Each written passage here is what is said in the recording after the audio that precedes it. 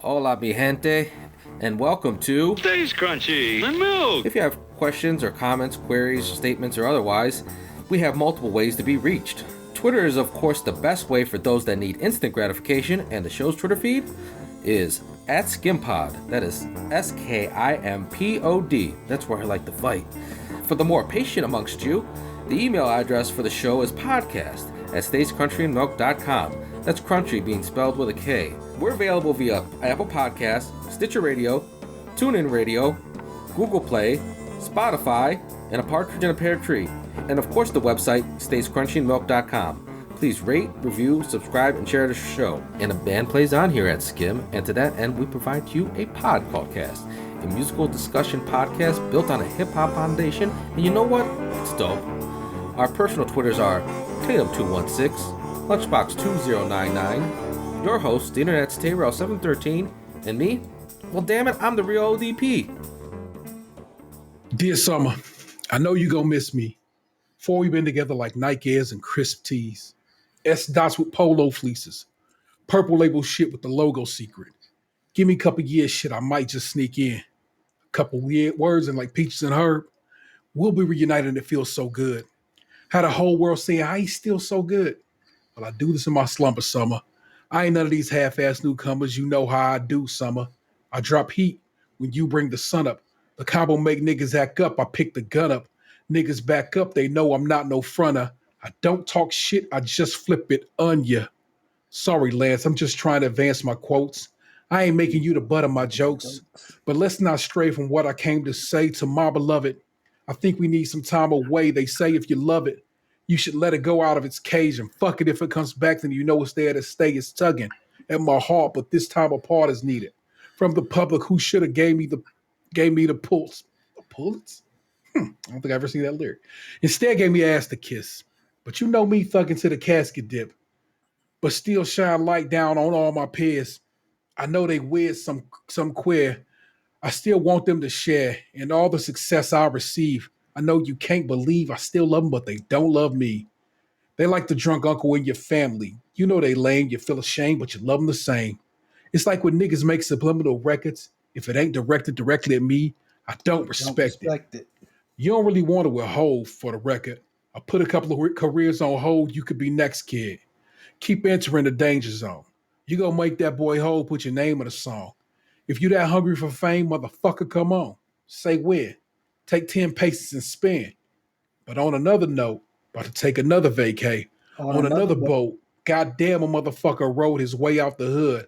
And I pray that I stay out for good. But any day you know a nigga could, try and play like he should. Then I gotta play like Dutch Schultz. You pass the Dutchie, I blast you, trust me. Niggas can't fuck with me. I'm in a good mood, you're lucky. I got a good groove. And I ain't trying to fuck my thing up. But I will lay a couple of green bucks, I will lay down a couple of green bucks, get you cleaned up. Non-Pulp Fiction, Colt 450, and young niggas that blast me for no religion. Only summer. That's the most Just Blaze imitating Kanye beat ever. I feel like that was before Just Blaze had really established his own sound, and that was definitely a sped up soul sample kind of maneuver. But I love that song. That song, a full Jay-Z song is just hiding out on Memphis Bleek's album. And that's a lot of love because Jay had so much love for Memphis Bleek and was constantly trying. Bleek could be one hit away his whole career. As long as I'm alive, he's a millionaire. Yeah. He'll be in my will somewhere so he can sit back and chill somewhere. Oh, yeah. For real, man. Jay was just going to be like, me going to be taken care of. And he kind of was the same way with... Beans. No, I was thinking with Jay Elect. He just kept basically like not letting Jay Elect drop an album because he was like, I got to get you to where when you drop, it's going to be something massive. And I think that was a bit of a disservice to Jay Elect, but hey, it's all good. Hello, welcome to it. Stays Crunchy Milk, episode 412. And Pittsburgh is a lot cooler than it was made out to be. I'm joined by my best friends, Tatum216 and Lunchbox 2099. Hello. Meow, meow. And we right back at it once again this week. You know how we roll. It's a remote show. So, standard rules apply. We do a couple of stories. We do some chitty chatting. And we do some amateur asshole. And we get the fuck up out of Dodge. It works well. It's, when we get together, we get a little more free flowing with the conversation. We might have a sip of something or whatever. So, we do that a little different. So, and in theory, we will be recording together next week. So hopefully the next show you get after this one will be an in-person record, which is a little less regimented. But the regiment helps. And so we start with some regimented shit and let's talk some news. So we've got people over at Cleve Scene, our alternative weekly here in Cleveland. This is by Vince, last name I can't pronounce once again. And good people. citing increasing COVID cases and low vaccination rates for younger Ohioans, Ohio Governor Mike DeWine announces Vax to School Scholarship Lottery. I don't know if they always using the pun, man. Vax to school. You go, yeah, that is, yeah. You know what? We'll go with that. Since August 15th, there have been more than 42,000 confirmed or probable cases of COVID among school-age kids in Ohio, ages 5 to 17. Ohio Governor Mike DeWine said today the 27 days with the highest number of cases per day throughout our entire pandemic for children ages 5 to 17 have been since school began. Citing those stats, alarms raised by children's hospitals throughout Ohio in the recent week, and a comparatively low rate of vaccination for younger Ohioans, DeWine today announced the state of Ohio will debut a new incentive, Vax to School. Much like Ohio's Vax-A-Million program, the new offering is a lottery and will give out 5 $100,000 scholarships and 50 $10,000 scholarships to winners that can be used for Ohio colleges or universities, job training, technical schooling, or any sort of education. Ohioans aged 12 to 25 will qualify to enter. We've done very well in vaccinating Ohio's older adult population. The percentage of Ohioans over the age of 40 is 73%. If we go to 65 and older, that number is 84%. Both are pretty good numbers, he said. If you look at younger Ohioans, we don't find such good news. The rate of first dose for Ohioans 12 to 25 is just 46% statewide. And we know there are many, many communities across Ohio where that number for that age group is vastly below 46%.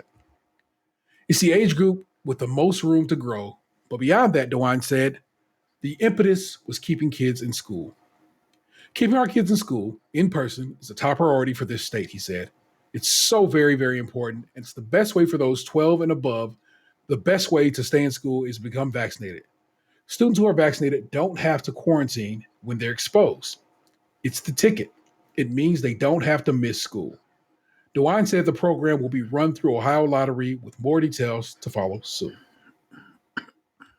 So I picked this particular story, a COVID story. It's an Ohio story. It knocks out 2 of our required states of being, but also to tell you about my own personal COVID scare this week.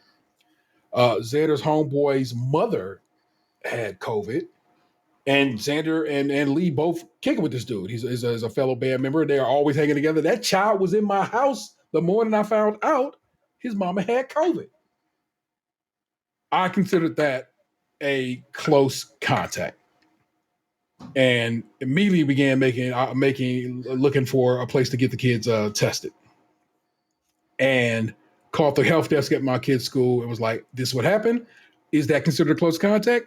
And they were like, "I think that is considered a close contact. You are doing the right thing." I go, "Do I need to come and collect them now?" And he goes, "Nah, we got rules about that. You're good, but let's not have them come to school tomorrow or until they get test results back. And yeah, don't send them to band that night."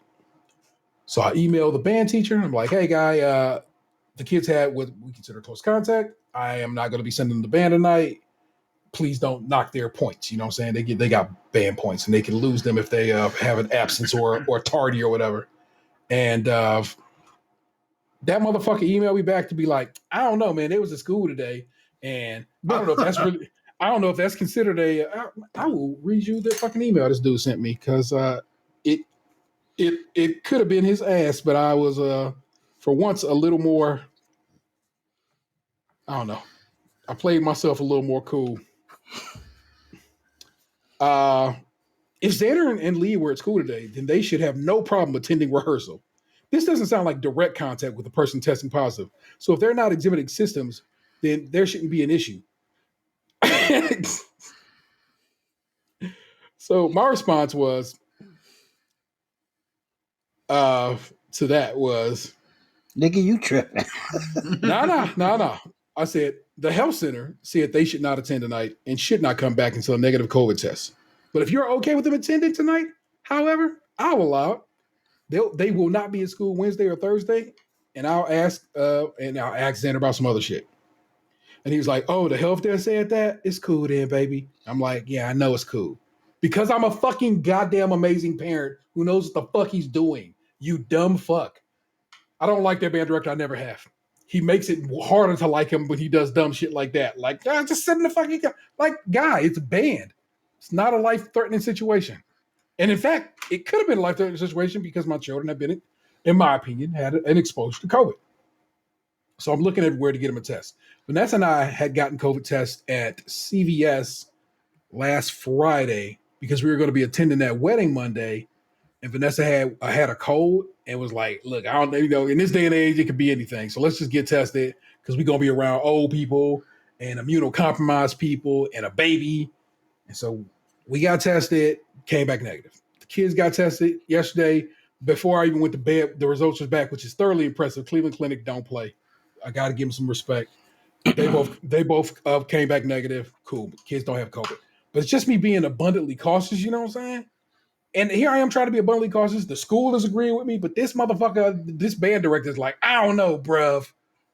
If it were me," I'm like, "Okay, guy." It's just so strange to me. But both my children are vaccinated. And so I kind of get what the governor says when he says,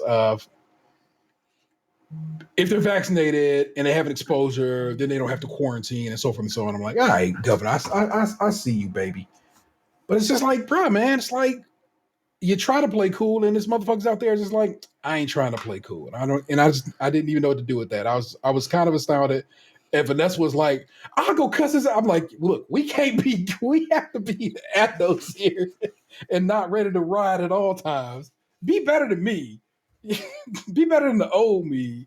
Hove did that, so hopefully you don't have to go through that. But it was dope. We got up. I had to take the day off, and my boss was very cool about that, and so forth. And we went and got tested, and they were very nice. And it was very. It took us longer to find a parking spot in Cleveland Clinic than it took them to get tested because it's just a little swabbing. My children wanted Popeyes, and so I'm like, "Well, this one over here is actually pretty good. So let's go hit it up." We slide through the drive-through to Popeyes over there by Cleveland Clinic, pull up to the thing, and they say, "We are closed." And I'm like, "You sons of whores." So I'm like, "Okay, let's go to the one on 25th. The one on 25th full microphone speaker situation is off its mooring, back against a shed, just leaning there. You cannot order in their drive-through. Basically, I'd have to drive to the window and see what they was trying to talk about. And I was like, "Okay, that's not happening." I go, "You got one more chicken spot I'm gonna try for because your daddy love you, and you just got tested from COVID, so I would try one last one." So we come over to the one near me over there on 150th in Lorraine. And I'm like, "What you think their excuse gonna be?" And Xander say, "We out of chicken." And I laugh when he say it because I'm pretty sure that's what it's gonna be, right? So we get up there and I go, "Hey, can I get a number, whatever the chicken nuggets is?" "We don't have any nuggets." And I go, "Y'all literally ain't got no chicken. Ain't this a blip?" "We have no chicken nuggets and we don't have no chicken sandwiches." And I'm like, "Really?" "We do have mild chicken tenders." I'm like, "Well, then that's what it's going to be." And then he like, chicken tenders. And so then when I say that, he go, "Oh, hold on." Then he come back, "Welcome to Popeyes. How can I help you?" I go, "Yeah, I want them chicken tenders." "Oh, I'm sorry. I forgot." I'm like, Popeyes is terrible. Their food is so good, but they are terrible. They are so bad. Man, we got service like that on that trip to Kansas City because we stopped at a Jack in the Box, and like their fucking lobby was open. So like we walked in to order, and we stood at that counter for like 6 minutes, and it was just like four dudes back there, and like none of them bothered to like even approach the counter. Like they had like one dude I could see like cooking, like putting the burgers and shit together. They had like a dude on the fries. There was a guy running drive-through. There was some random ass dude in the back, probably doing stocking. And then there was like a manager also over by the drive-through. But it was just like none of them like wanted to like turn around and come over. We were just standing there and standing there and standing there. And then when we finally got the dude over there, it was like talking to someone who like almost like wasn't all the way there. Oh no. Maybe that's what it is. Not to say that he had any sort of thing wrong with him, but it was just kind of like he was like half-assing it mentally because he knew it wasn't gonna fucking matter. And I truly think that is what the entire Popeyes experience is. They just don't care. Like they're not paid. They're not paid well enough. They're not. It's a fucking pandemic. How dare you come to this restaurant when the world falling apart? And I'm like, and so I actually end up saying that to the kids. I go, you know what? The reality of it is it's a pandemic. Shipping lanes is all fucked up. You know what I'm saying? Transportation is weird. They may be short employees and so forth and so on. The reality of it is all kinds of places are out of shit, and the shit they do have is more expensive because, you know, like you said, shipping, like, there's like a fucking backup in like a bay out in California or something right now. Because, like, I saw like they were talking about people went to the Browns game the other day. Like, their fucking team shop was out of like so much shit. Yeah. And then someone replied to the tweet and was just like showed a picture of all the shipping boats out in the bay in like California that can't make dock. So there's just all this product just sitting on them. Yep. Wow. So, what I was about to say, it just seems like every place is out of whack. It doesn't matter what it is. Like, I mean, sometimes like when you like stores are better. Like, you know, when you're looking for product and stuff, like you can get toilet paper, you can get sanitizer, you can get soap. All that stuff seems to be getting better.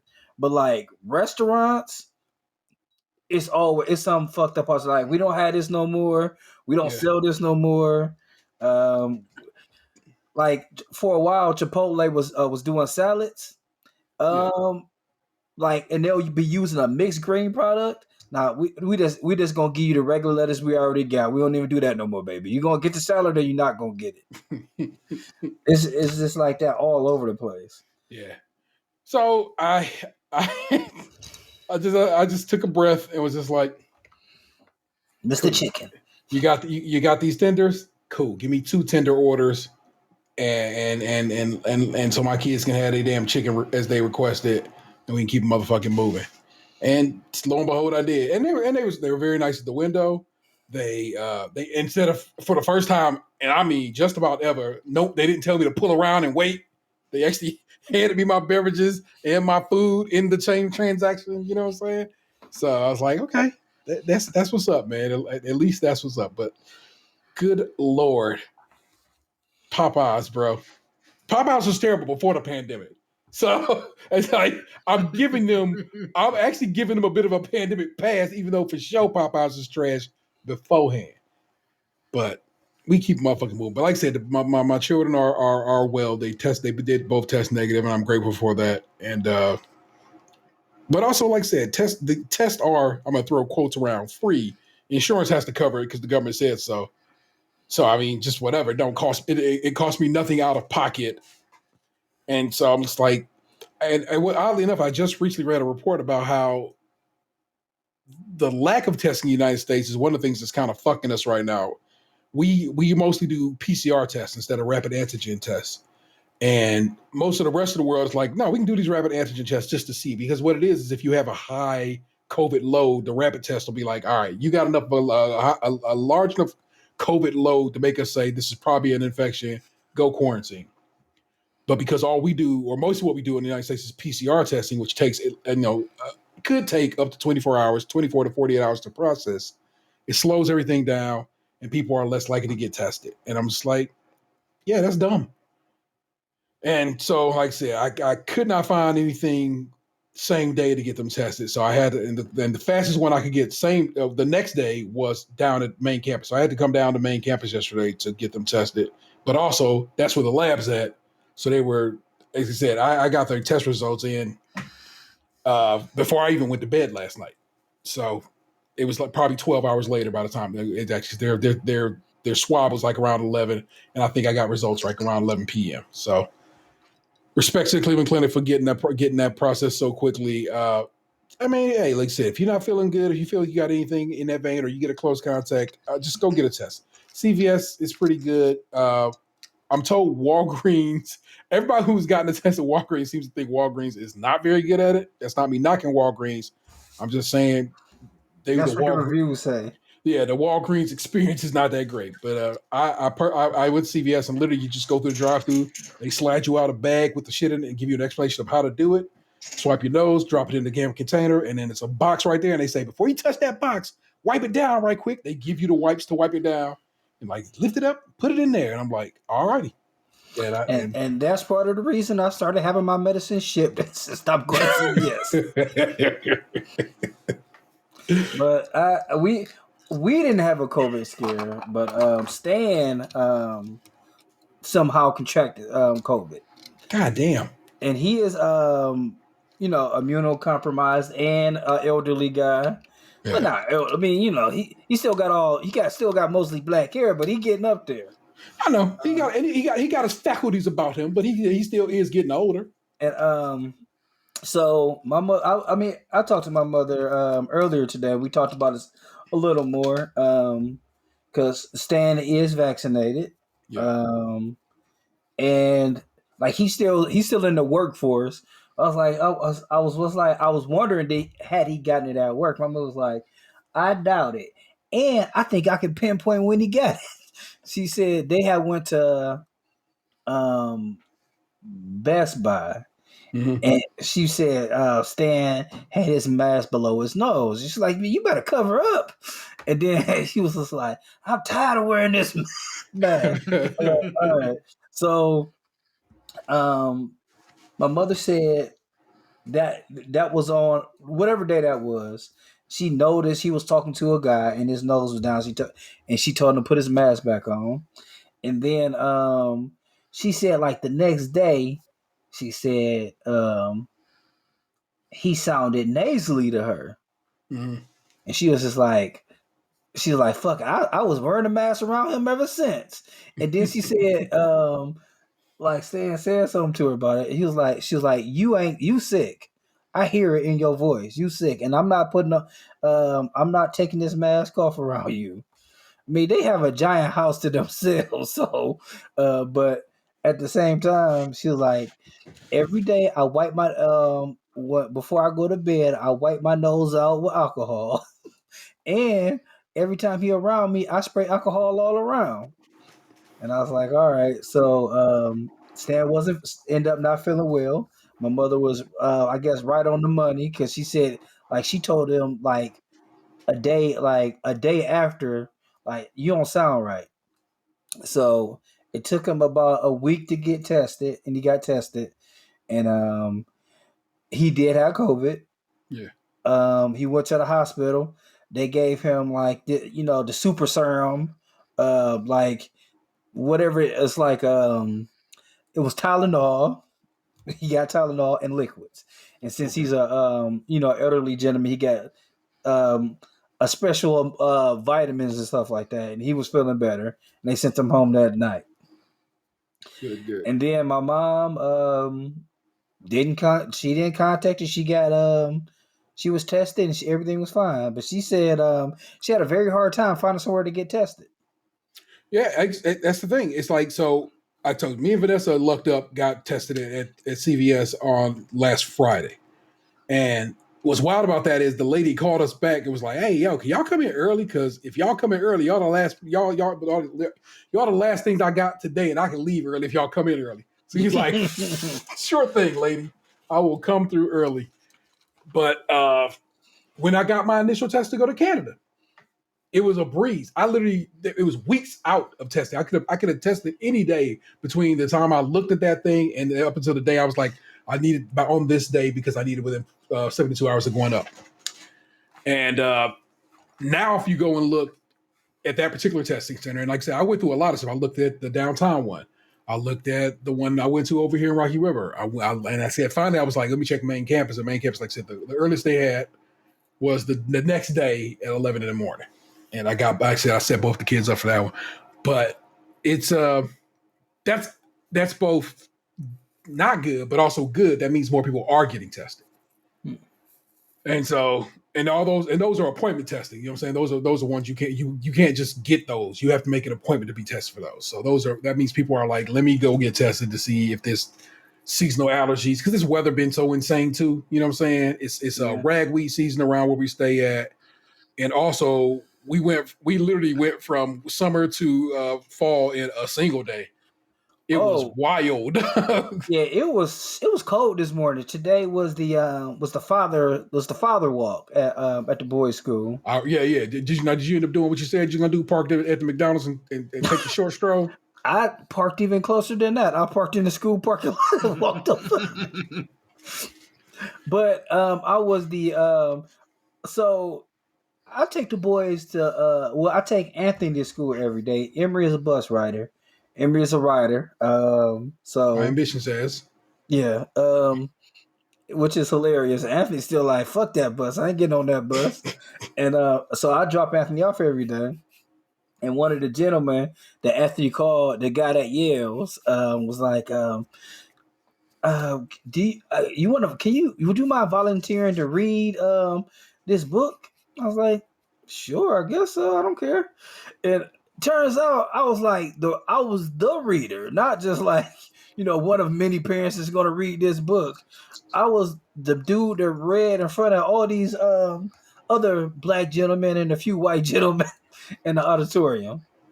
And it was like, Emery was like, when we walked in, to go sit down, he was like, can we sit at the top? I was like, sure. And then I'm not realizing like how this is going to go down. So that, they get on the microphone and stuff. I'm like, where's our volunteer reader at?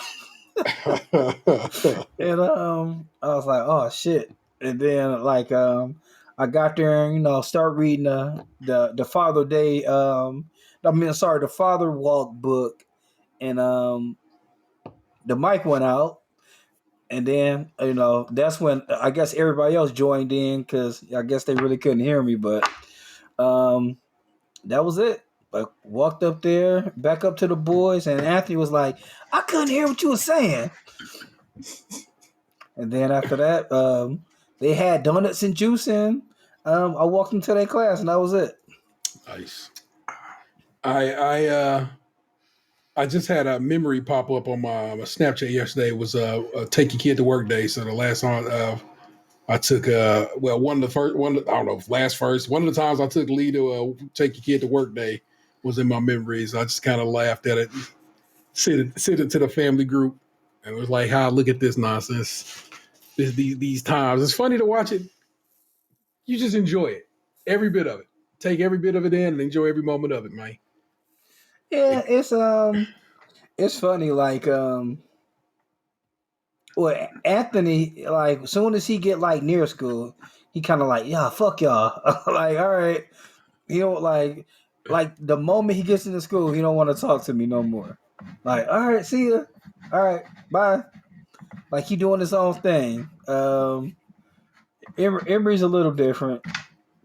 It's funny how like, I guess people will characterize like Emery as the more mean one, but he's more sweet and compassionate. But Anthony's nicer, and he doesn't have a compassionate bone in his body. He's real nice, but he's not compassionate at all. That's interesting. How interesting those two things don't walk hand in hand. Yeah. Like Anthony's super nice. Like, hey, how you doing? But then like as far as like caring about shit, he truly he's polite, but he doesn't care. Emery is not polite. Probably almost close to rude. Isn't that kind of like how the girls were in Mean Girls? They were real pleasant and like inviting up front, but then the minute like other people walk away, they talk shit about them. No, Anthony don't. But see, that's the thing. Anthony don't really. He don't talk. He doesn't have a malicious bone in his body. Like I wouldn't say he would never do nothing behind my back. None of that stuff. He's just I don't know. Just watch and make sure that he doesn't start a burn book. I mean, he's been asking me to help him with his comic book, so maybe. Education Department will reimburse Florida district that had funds held over mask mandate. It's from Corey Turner over at NPR News. The U.S. Department of Education announced Thursday that it would send roughly $148,000 to one Florida school district, Alachua Public Schools, Alachua County Public Schools, reimbursing it for money that had been withheld by the state. The award is the first under the department's new Project to Support America's Families and Educators, aka Project SAFE, grant program, in the latest salvo in an escalating fight over masking in schools between Florida Republican Governor Ron DeSantis and President Biden's Secretary of Education, Miguel Cardona. At the end of July, DeSantis signed an executive order banning school districts from requiring that students wear masks. Nevertheless, several school boards voted to require masking in defiance of the ban. In response, the state moved to penalize two of those districts in Alachua and Broward counties by withholding state funding equivalent to the monthly salaries of the school board members who voted to defy the mask mandate ban. Cowards in Broward get sprayed and dayed. So far, the state has withheld 2 months of board member salaries. Alachua County Public School Superintendent Carly Simon, learned It's funny, like it sounds like you got auto-tuned there. Carly Simon. Carly Simon learned this morning in a phone call with Cardona that Alachua would be the first district to receive a Project SAFE grant. In a statement, Simon expressed gratitude for the funding, but I'm even more grateful for the Biden administration's continued support and encouragement of our efforts to protect students and staff and keep our schools open for in-person learning. With these grants, we're making sure schools and communities across the country that are committed to safely returning to in-person learning know that we have their backs, Cardona said in a statement. It is strange to me. Not strange. I don't know. You know what's strange? Strange is actually, I guess, an apt that Rick DeSantis is so anti-mask that he like, if you even tell motherfuckers to wear masks, I'm taking money from you. To what end? Why would you be so petty to people who are just trying to protect kids? It's like all y'all ever talk about is protecting kids. All Republicans ever talk about protecting kids. That's they party line, but they don't really mean it. And it is very obvious that they don't mean it when shit like this is happening. I kind of feel like I don't think nobody really at the end of the day, when this put up or shut up, nobody cares about kids. Nobody do. You're right about that. Man, we love these kids. We're gonna make sure this movie is rated R. But don't fuck with it's always something. It's always like but let's make sure you don't forget to put them titties in the movies, or I gotta have my blood. I don't know. I'm astounded by it. I'm so taken aback by it. But I guess I shouldn't be, so we keep it moving. Last one. I just thought this was interesting. U.S. formally returns ancient artifacts purchased by Hobby Lobby to Iraq. Oh, wow. That's amazing. Good on you, Hobby Lobby. No, not good on Hobby Lobby. We'll come back around to that. This is by Paul LeBlanc over at CNN. U.S. officials on Thursday formally returned the Gilgamesh Dream tablet to Iraq. This is like an early version of the Kindle or something? Oh, man, that's an amazing name for something. After the Justice Department had deemed that it entered the United States contrary to federal law. The tablet is a treasure to the world and it will now return to its home, said Stacy White, the acting principal deputy assistant secretary of the Bureau of Educational and Cultural Affairs. Let's go through that again. The acting principal deputy assistant secretary of the Bureau of Educational and Cultural Affairs. It's a lot going on there. During a Smithsonian Institution repatriation ceremony in Washington, D.C., the artifact, inscribed with a portion of Gilgamesh, an epic poem considered one of the world's oldest works of literature, had been purchased by U.S. craft store Hobby Lobby at a 2014 auction. The privately owned arts and crafts retailer, whose president is also chairman of the Museum of the Bible in Washington, brought the clay tablet for display in the museum from an international auction house for $1,674,000. The museum and Hobby Lobby had each asked the auction house about the tablet's origin, but the auction house withheld that information and lied, saying the antiquities dealer had confirmed the details of provenance, according to the Justice Department, which has long since sought to return the artifact to Iraq. Law enforcement agents seized the tablet from the museum in 2019. The Museum of the Bible has expressed the support for the government's efforts to return the artifact. Iraq ambassador to the U.S., Fareed Yassin, told those gathered at Thursday's ceremony that the attachment to our artifacts is so deeply rooted amongst Iraqis. Our history is really important to us. Our history is what makes us. We're an old country, he said, adding, and so you can't take that from us. Hobby Lobby previously agreed to forfeit thousands of artifacts from Iraq and pay a $3 million fine in 2017 to resolve a civil action the Justice Department had brought against it. So what I don't understand is, so Hobby Lobby as a company bought this, but it's not like it's like something they're gonna sell or anything like that. Give me a second. In 2018, those 3,800 ancient artifacts, including cuneiform tablets, were returned to Iraq after they had been falsely labeled as tile samples and illegally smuggled to Hobby Lobby, according to the U.S. Immigration and Customs Enforcement and the Justice Department. Guy who owns Hobby Lobby, big guy at Hobby Lobby, super Bible thumper. Has a big old Bible museum and wanted these things for his Bible museum. Hobby Lobby was doing dirt, buying shit that basically been stolen from Iraq during the multi-years wars we've had with them. Now everybody gets to pretend, oh, Hobby Lobby's playing nice and did whatever and gave these back to these Iraqis, but that's not the reality. Is they got ran up on and got sunned into giving that shit back. Hobby Lobby is trash. Don't support Hobby Lobby. Don't shop at Hobby Lobby. Hobby Lobby went to the Supreme Court so they didn't have to give their employees birth control as a part of their insurance coverage. Trash. From the word goes. Don't fucking support Hobby Lobby because they just are awful people, man. From a corporate level on down, it's like, fuck y'all, man. Ugh.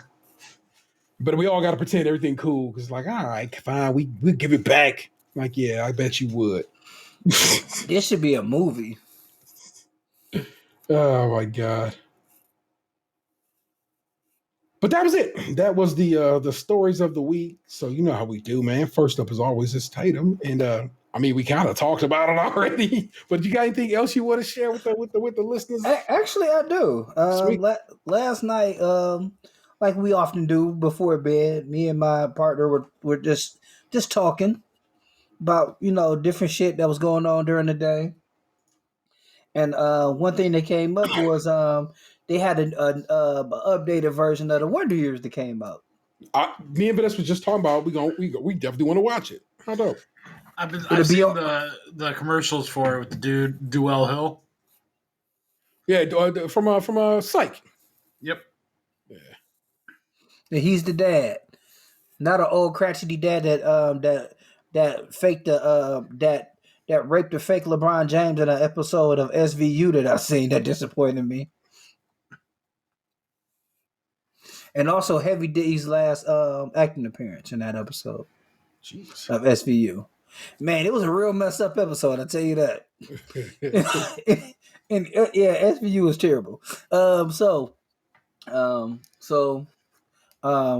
My partner was like, yeah, it said in at the end of the show that Fred Savage was a producer.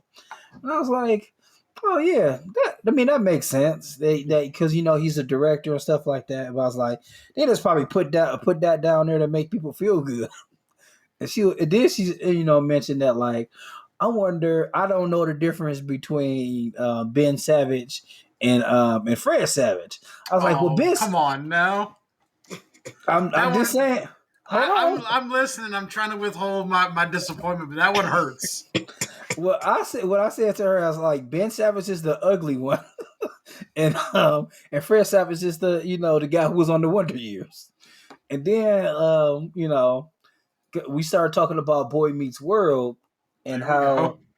and I was like, well, it was a couple different things. First, the first thing we mentioned was like how on a bunch of shows, it's like one thing that perplexed me. This is the first part of this conversation is like Angela was Sean's girlfriend, but like when they was in high school, but she was like in her 30s when they were like She was his girlfriend in college. oh, that was in the college years. Yeah, Oh, the college okay. years. But still, she was like in her 30s and he was like 17 and 18 years old in real life. Yeah, I saw her. She popped up in the news recently for something. I think it was like Still Eric being a baddie. Matthews was like shitty to her or something on the show. Oh, okay. Who Eric was? Matthews, the older brother, Eric Matthews. Oh, say word, really? Yeah, I guess like he was like shitty to her, like off camera and shit, and like so it came out and like he apologized and stuff. But yeah, But when I read about everybody was nice to Maitland Ward on the set though. but yeah, when that story came out, I looked her up to see like what she'd been doing and shit, and that's when I saw she's like in her 50s. Man, this black don't crack, bro. That's amazing. So with that being said, like how many shows like it's a ton of shows there's like somebody who is in their late 30s or mid 30s and kissing on somebody who's 17 in real life. How did that work, man? Grossly? Yeah, okay, let's see. Trina McGee, who played Angela, is currently she just turned 52 on September 6th. And let me see who the guy who played Sean Hunter, Ryder Strong, is 41. So she's 11. He's going to be 42 in December. So she's about 10 years older than Ryder Strong, who was her on-screen boyfriend in that show. Yeah. That's wild. So I guess if she was in her 30s back then, he was in his early 20s. So I guess that's not bad. But it's less bad, but like you said, with some high school shit, like Gabrielle Carteris, who was played the nerdy chick on 90210, was in her 30s on 90210. Now I think the other motherfuckers is in their 20s, but I mean, still, it was weird that woman who was in her 30s was playing a high schooler. Yeah.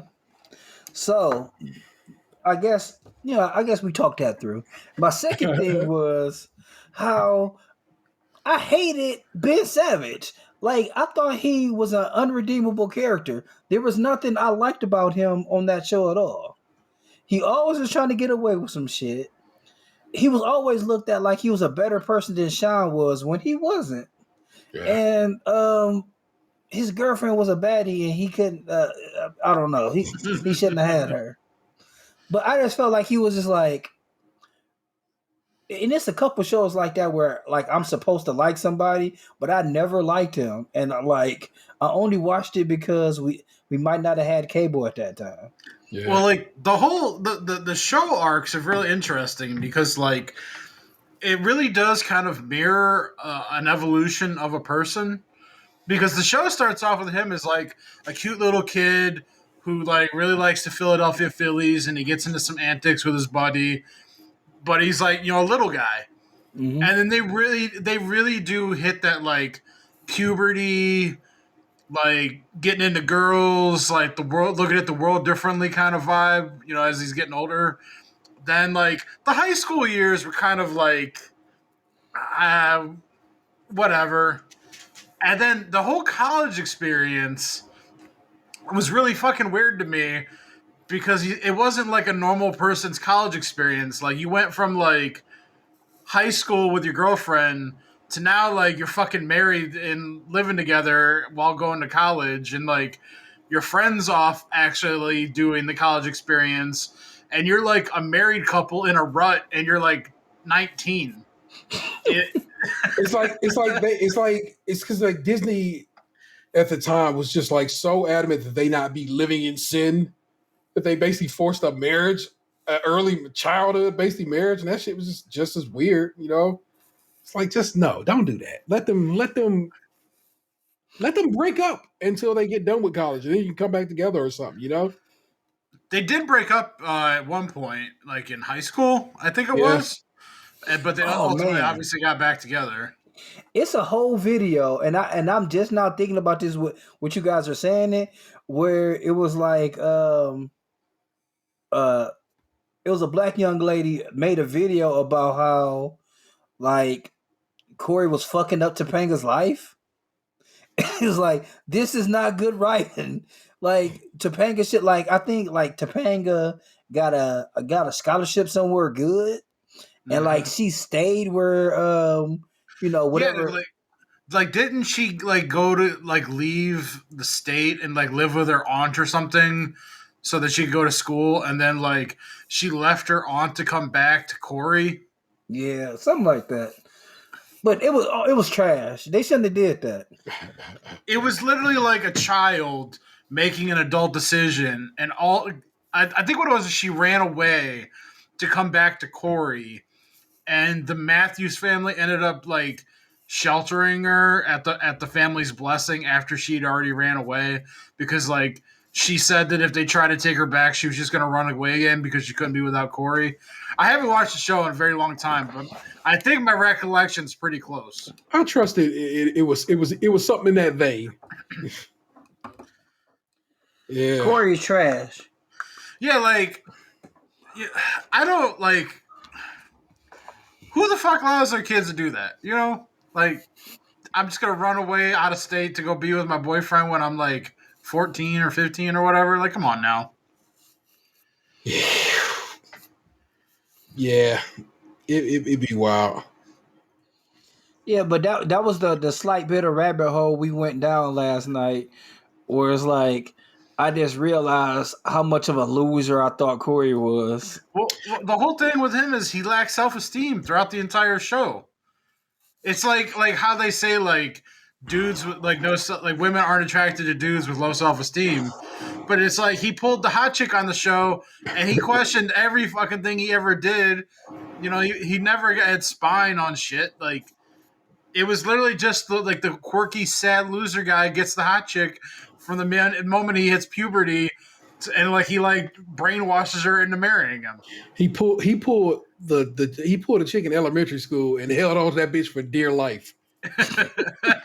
And never let go. Never. They made a whole new show, Girl Meets World, and that motherfucker's like, hold tight. Like, oh baby, don't leave me. Don't baby, no baby, no baby. Yeah, man, that's that shit. Don't leave me, girl. That shit is trite. But stay with me tonight.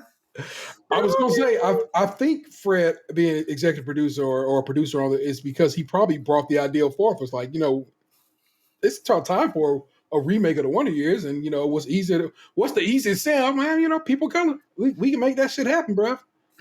I find it interesting that they went ahead and put it back in the 60s, because I would have just brought it up to the 90s. You know what I'm saying? That still counts as 30 years since it happened. You know what I'm saying? And there was a war in the 90s. You could have used the Gulf War like they used the Vietnam War and so forth. It's lots of things, lots of parallels. I think you're giving it away for free.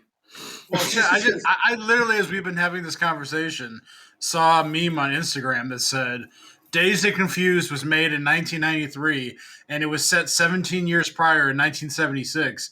If you were to do that today, the movie would be set in 2005. Yeah. And then I went, and then I thought, you motherfuckers. Because I'd already be out of high school at that point.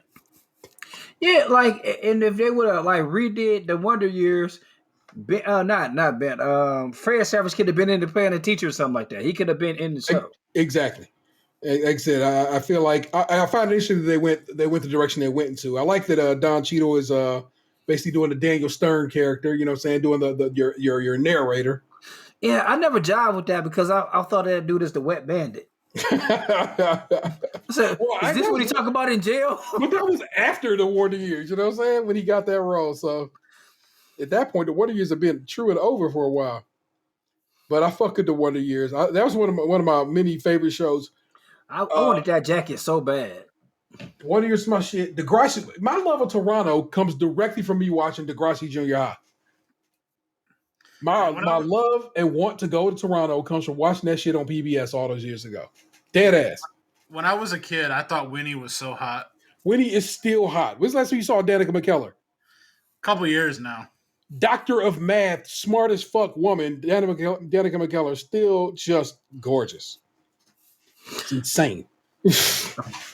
I was watching Halloween Wars or Pumpkin Wars or something on the Food Network, and what's the Allison? What's the red hair from How I Met Your Mother name? Allison Hannigan. Yeah, she was the host on there. I was like, God damn, why, man? What happened to you? They used to be beautiful. You just have, I mean, you have kids and you just start moving on. He did a series that went 10 years, you know what I'm saying? And after doing a series that went 10 years, you know what I'm saying? So I just feel like, you know what I'm saying, she's had a pretty fulfilling life, and now gets to do some laid back type shit. I dig it, man. A short-term show about carving pumpkins. I mean, I guess she probably got a pretty good payday for it. Yeah, she still probably does really well from How I Met Your Mother and Buffy. You know what I'm saying? Oh, yeah, she was on Buffy. Yeah. Apparently, Winnie has like an exclusivity contract with fucking the Hallmark Channel, because I'm looking at her filmography right now, and she's done like 10 Hallmark movies in the last 4 years. Let me count these shits. What's to say? She doesn't do much acting because, like I said, she is. Oh no! Hold on.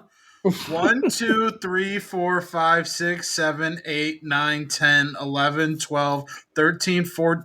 She's done 14 Hallmark movies since 2017. I mean, maybe that's just where she works at now. Yeah. Are they all Christmas joints? Mm-hmm. Or are they all just? Here, I'll say the titles. My Christmas Dream, Wedding Bells, Mommy, I Didn't Do It, Campfire Kiss, Coming Home for Christmas, Very Valentine, Love and Design, Christmas at Grand Valley, Love and Sunshine, The Matchmaker Mysteries, A Killer Engagement. Oh, shit. Christmas at Dollywood, Matchmaker Mysteries, A Fatal Romance, Christmas She Wrote, Matchmaker Mysteries, Christmas She Wrote, Matchmaker Mysteries, The Art of the Kill. I wonder if some of those are series that she just continues playing the same character. Oh no, these are all different movies. Yeah, I'm under the movies portion. Like she has because the Wikipedia separates it into movies. No, I mean because Hallmark has the habit of making like movie series. That, you know what I'm saying? The story continues with the same character, stuff like that. I wonder if some of those are some of her film. You know, if they're serialized. Yeah. But like Vanessa Hudgens, like she's like the queen of Netflix Christmas movies. Yeah. Like the last 3 or 4 movies that she's all the movies I know that she's done have been like Netflix movies. I think like Netflix uses the same players and stuff like that too.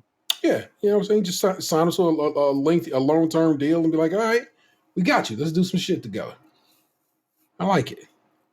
Anyway, cool. Box, what's been going on with you if you care to share with the listeners? Since we last did the show, let's see, I saw Shang-Chi. How was it? I thought it was all right. I was more surprised about the backlash that I read about after I saw the movie. Because there was a couple of different things that I read over the weekend. One was the main character, something about him and gay people and it being a mental disorder or something. So Simu Liu, if you could go into his history, which not luckily, but Disney cleaned up pretty well beforehand, but people know, and he has since come out and apologized for it. was a bit of a men's rights activist that he kind of got into because he was of the idea he was amongst those people who were like Asian dudes can never get shown love, and basically that had him pissed off, and he ends up in a circle. He ends up running in circles with men's rights activists who, of course, would say some shit like "gay is a disease" or whatever like that, and he probably did say some shit like that or signed off on some shit like that. And his response to that was, "I'm gonna be real with you. If you go digging in my history, you probably will find some shit that was not cool. I hope I have grown as a person and am better and am better now. And I'm so sorry for the things I said in the past." So that's one dude who addressed it head on, basically apologized, and we move on. Yeah, The Aquafina shit. The other thing that was the Aquafina black scent stuff. Yeah, and so for years, people just kind of was like, "Man, ain't that crazy that Asian lady got a black scent?" But then it's like she grew up in Queens, and you can kind of make it make sense. But then it's like, but that really don't make sense. And so, but we both know a couple Asian people who are just. I know. I mean, I'm not gonna say they act black. I'm gonna say because they're comfortable. I'm not saying because the reality of it is I don't feel like they was ever acting. Yeah, I've known one of them for like 30 almost years? 30 years. You know what I'm saying? It's not even just Asian people though. Like you guys have known me for almost 10 years now, and you've heard some of the shit I've said. It's an awareness of products of our environment, you know? Yeah, kind of, sort of. But with her, she got a habit of turning it off and on. And I know people are like, well, you got to be able to code switch. I go, sort of. But that seemed like something different. It seemed different in a way that you like, And then when asked about it, her response is just kind of lackluster and kind of like. I watched like that 30-second clip of her reply, and it was like saying a whole lot of nothing. Yeah. It was like, oh, I'm open to having the discussions about things. I'm like, bitch, you didn't say shit. She said a bunch of $5 words that led absolutely nowhere and made it seem like you gave a response, but you just danced around that whole question. But what you were just saying, like, I feel like, it's part of who I am, but I also don't say certain things all the time. Like sometimes it is depending on my audience or who I'm with or like the situation, but it's also part of who I am at this point. Cause like I grew up around primarily black people in my early years. And I've been around a lot of Puerto Rican people at certain points. And I've been around a lot of white people at certain points. Like, the reality of it is you, just like Anthony and I, code switch. And it's what we do as people in certain rooms, a certain vernacular, a certain style is expected of you, and you know that. You're not gonna go in amongst a bunch of Magic players. Not making assumptions, but I mean, let's be real, Magic players and be kicking that hood shit because most of them didn't come in the hood shit. Some of them might have, but most of them probably didn't, right? They would if it was Yu-Gi-Oh. I like that. Yu-Gi-Oh, the card game with a hood. I'm gonna be straight up honest with you, man. Yu-Gi-Oh was a black man's game. I like that. Fuck with that a lot, actually. Black Magic. Did Black Magic play Yu-Gi-Oh? Or was he a Black Magic man? He's just Magic. He did both. All right. Worked the Black Magic. And if you know, you know. So I'll just leave it at that. And so, yeah, he's a recording artist now.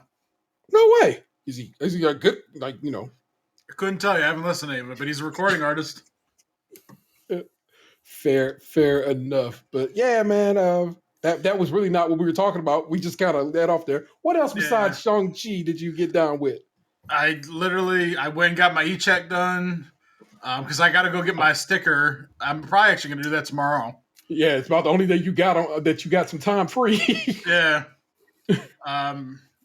So I might actually do that before work in the morning, or I might skedaddle on my lunch break since it's around the corner.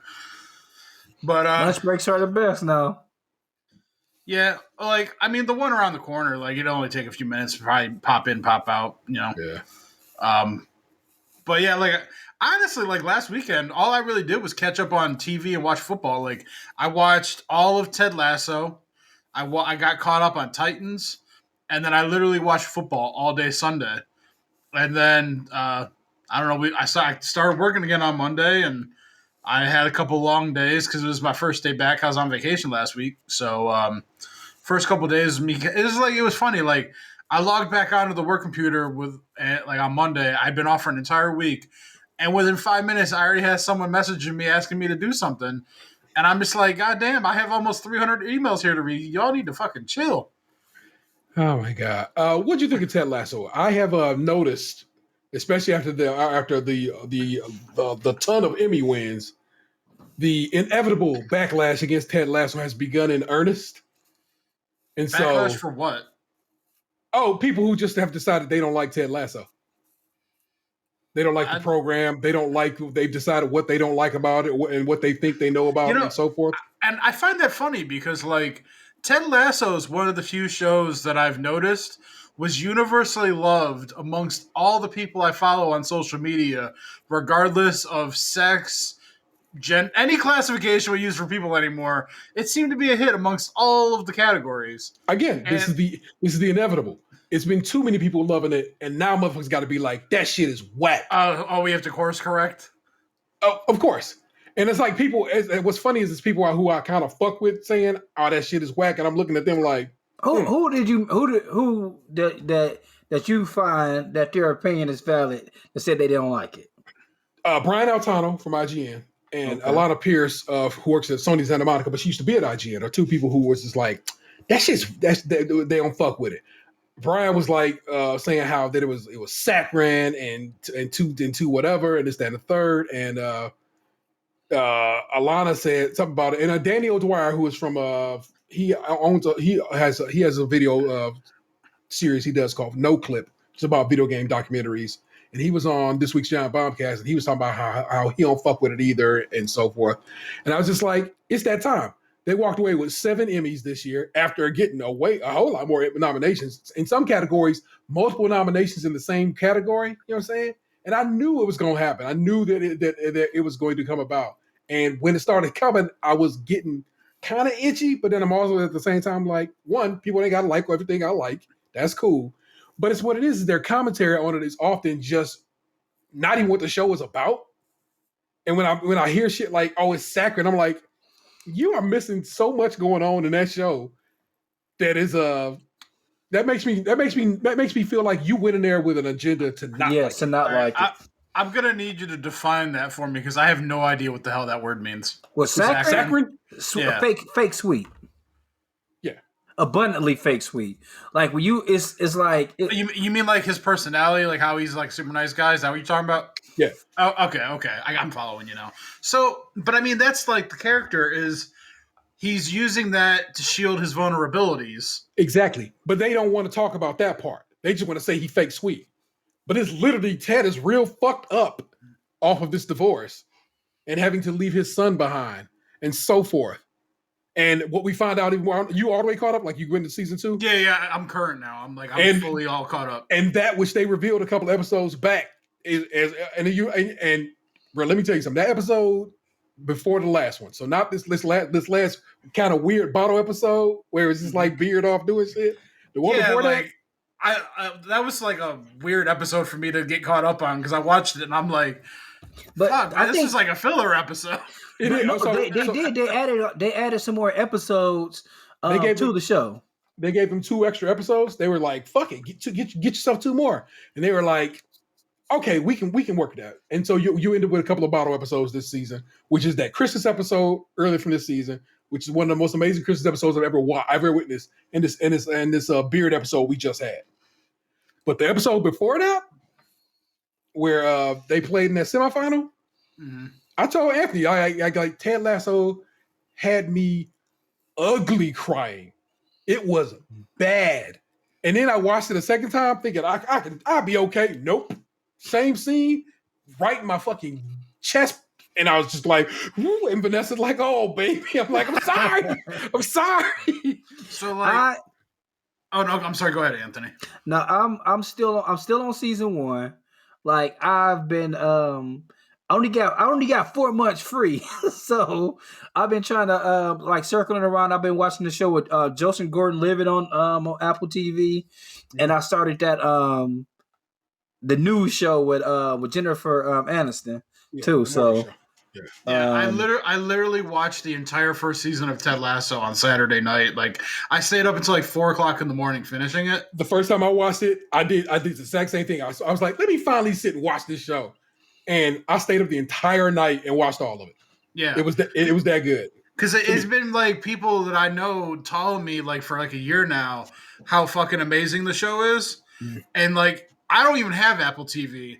My buddy and his wife fucking gave me their login, and then like when I logged in, I needed the security code. She literally took a picture of her Apple Watch and texted me the picture of her Apple Watch with the code on it, so that I could log in. Like they, as a couple, helped me to log into their Apple account. Nice. So that I could watch Ted Lasso. That's how badly they wanted me to watch it. Yeah. So like, I literally watched the entire first season Saturday night. Stayed up late as fuck. Then football was going to be on Sunday morning. You know, like 1:00. I got up and I watched 4 episodes before football started. And then I watched the other 5 2 nights ago. Like after work, I dicked around for a while playing Call of Duty. Then I finished it before I went to bed at like 1:00 in the morning. Yeah. I truly think that show is special, and I think Jason Sudeikis is one hell of an actor. And it's like I've rewatched season 1 like 3 times now. And that's not my normal thing. I don't do that, but I've gone back multiple times now because I start thinking about when he played darts at the bar, and I'm like, man, that scene is really good. That practice scene is so good. And he did an interview about that scene, and he was like, let me tell you something, man. One, I'm the same age as AI. I played basketball kind of around the same. He goes, I wanted to be like that dude and so forth.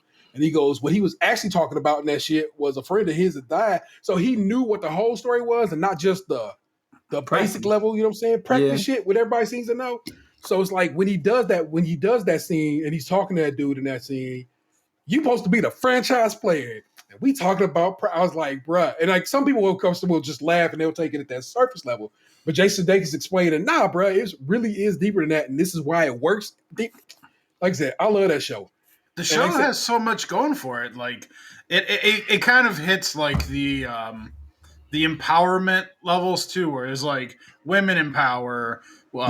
There's people of color in power that are also female. Like the writing is nuanced and entertaining, and the characters are like believable and well acted, and like there's just like the only episode that really didn't do it for me so far has been the last episode, but everything before that, like obviously some episodes are probably like better than others, but like there's been so much like well pieced together stories and actors and everything that like I mean like think of like I'm trying so hard not to spoil shit because Anthony still hasn't finished it. Yeah. But, I've been walking.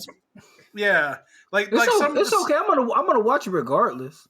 I know, but it's like it's so many interesting surprises that are actually surprising that I don't want to ruin that. Yeah, but at the same time, like you can tell me, you know what?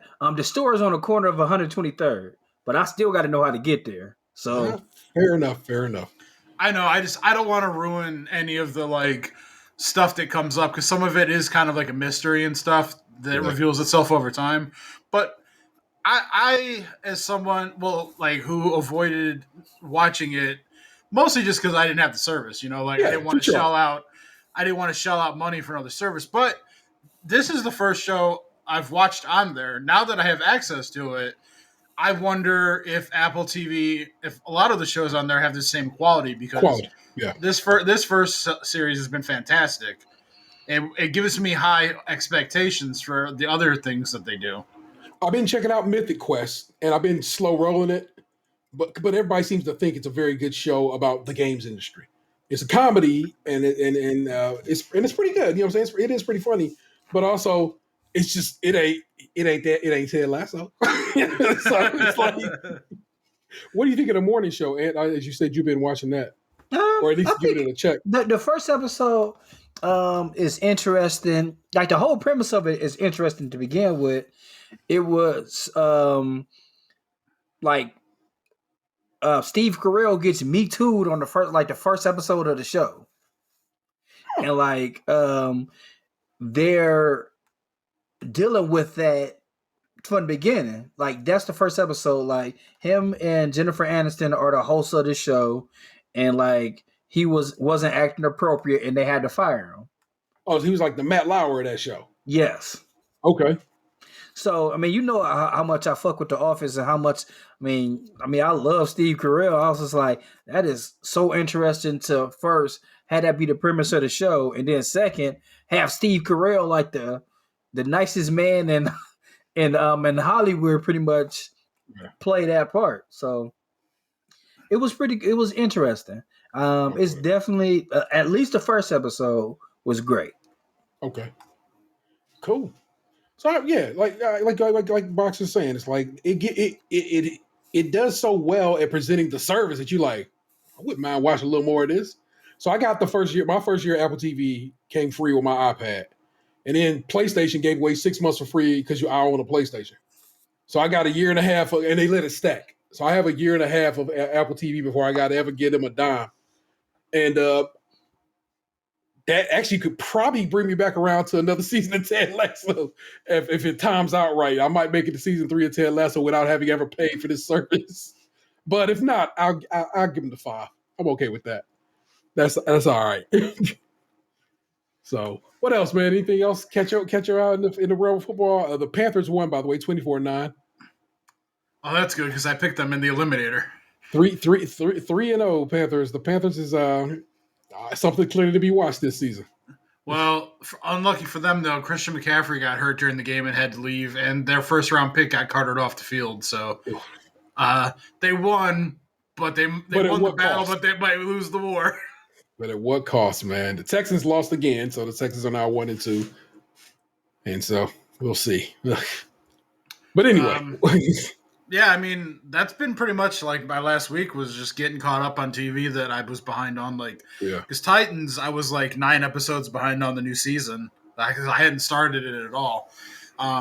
I still got to like I haven't watched past the first episode of Marvel's What If, so I think I've got like 6 or 7 of those bitches to watch. We were literally watching episode 5. Just like before I was like, "Hey, babe, what time is it?" And she said 9:30. It was literally 9:30. I go, "I gotta go. I got to show it." So she's like, "Oh, I'm sorry." I'm like, "It's okay," because we were supposed to start it earlier, but she was like cooking or something. I was like, "Damn it!" Yeah. So I gotta get caught up on that, and then I guess that Star Wars anime series dropped yesterday. Yeah, I heard about that on NPR the other day. So I can let those stack a little bit before I worry about those, but I do want to watch that. Well, like my buddies told me they put the whole series out. Did they? They never do that. What did Disney just? Because it's an old series. I guess like they're like short episodes or something like that. Oh, it's what I was told. I can't confirm it because I haven't looked myself, but that was what I was told yesterday. Is that they dropped the whole thing in one swoop. Log into my old Disney Plus, which I clearly have not done on my phone. Well, here I think I'm logged in on my tablet.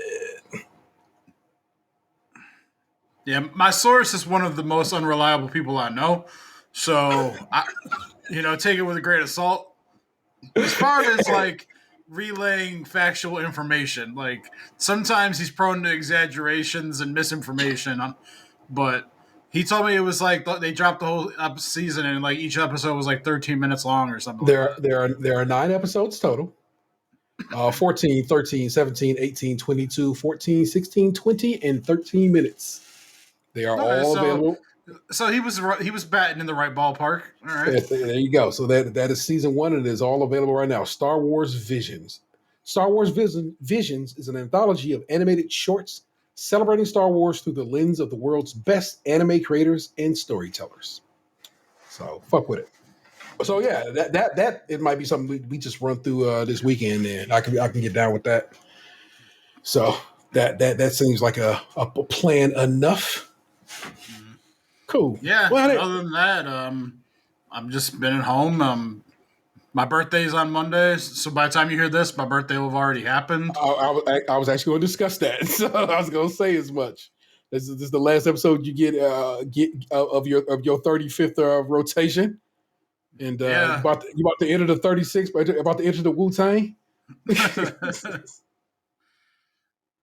Yeah, I'm trying not to think about getting older, but can't help it. Literally, are you bothered by getting older? I didn't used to be, but I think like as you get older, you can become more aware of your mortality. Yeah. But other than that, I'm not worried about being like the old guy or like feeling uncool or anything like that. That shit don't bother me. I've been well aware of the last couple of years of the fact that like I'm not in the current generation. You know what I mean? Like the new stars that come up and shit. Like I don't know who the fuck any of these people are. Like musicians and actors and actresses and like there was some Asian gymnast or something that was like retweeted into my feed like a couple weeks ago. I'd never heard of this person, and when I clicked on their name, they had like 3 million Twitter followers. Like I still don't know who the fuck they really are. She was like doing some modeling or some shit. I think I saw her in a commercial the other day, but I couldn't tell you her name. I don't know what she's famous for. It's probably an Olympian. I don't fucking know. And like I'm okay with that. Like, I don't feel like I have to know who everybody is to feel young or anything like that. Like, but I'm not hating on people for being successful and me not knowing who they are either. Like that, I think that's part of like growing up. Like when we were growing up, like some of the shit our parents would try and pull on us, where it was like we would get excited about something, and then our parents would shit on it because like they didn't understand it and they didn't want to make an effort or whatever. And like I'm trying not to be like that adult where like just because it's not for me that doesn't mean I have to like badmouth it or something. Yeah. Yeah, that's it's not necessarily growth, but it is a good mindset to kind of grow into. You know what I'm saying? Because you may not have always been that way, but you are now.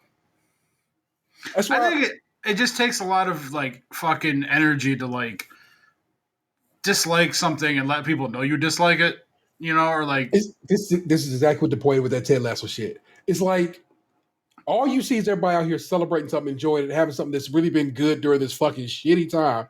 And motherfuckers is like, well, now I got to get out here and shit on it. I'm not trying to say, I mean, it's not that they shouldn't have their voice heard, but also at the same time, I'm like, what's that?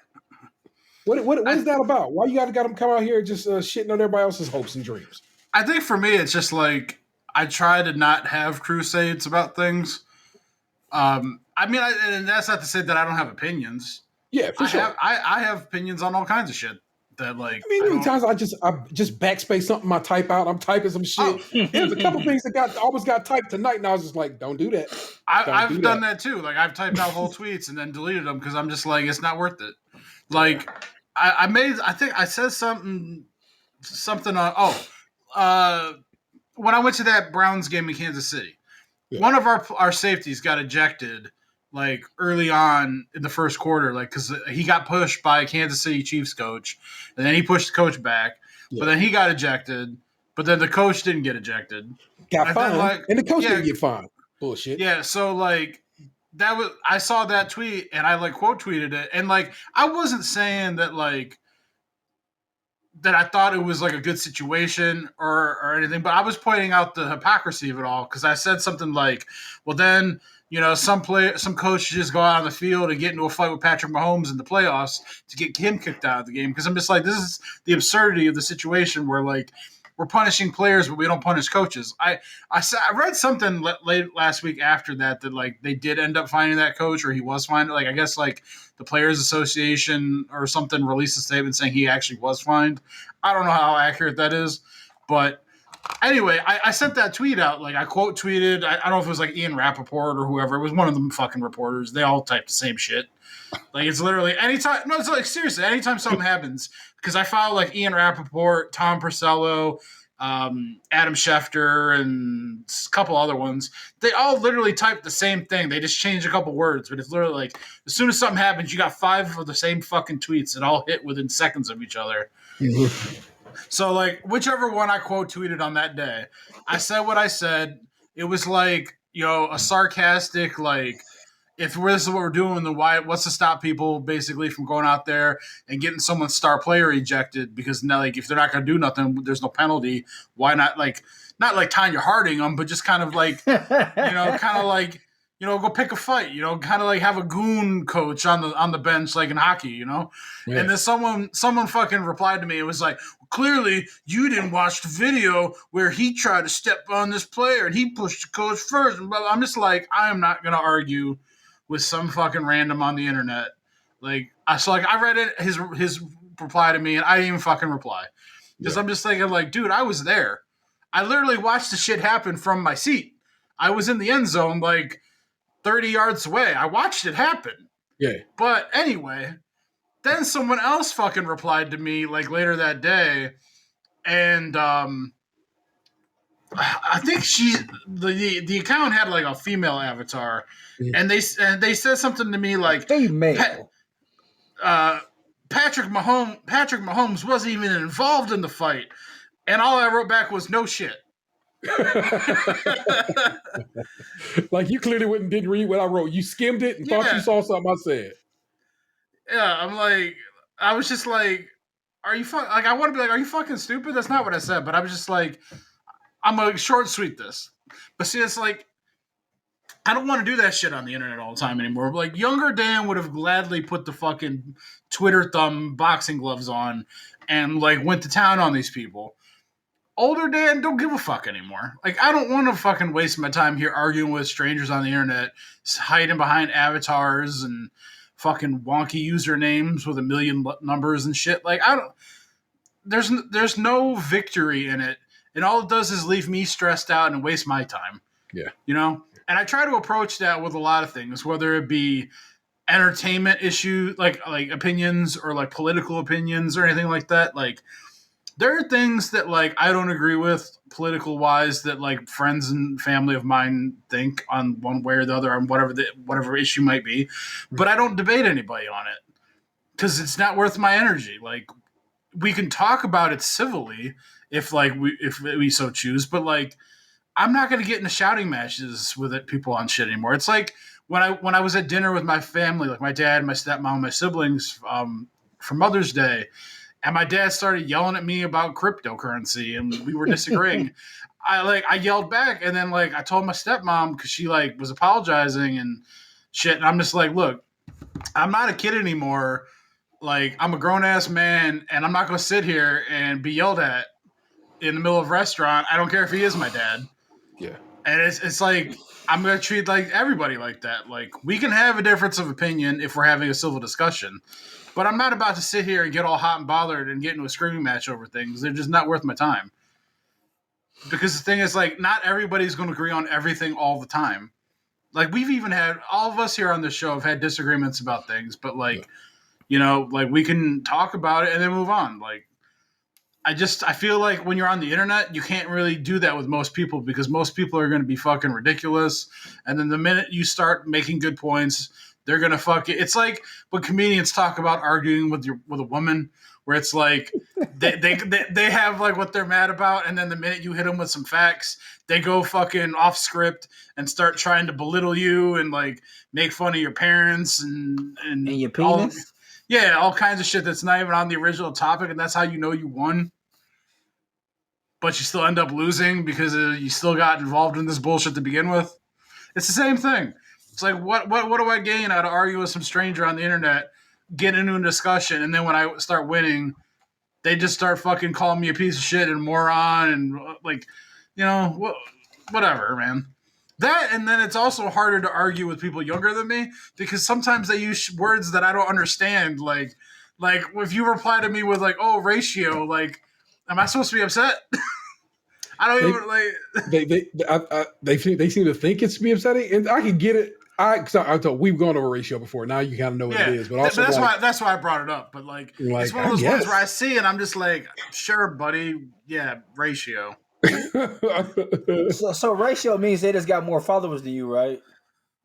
So basically it means you end up getting more comments than likes, which means you must have said something fucked up. But also that just means, that can mean any number of things, but sure thing, ratio.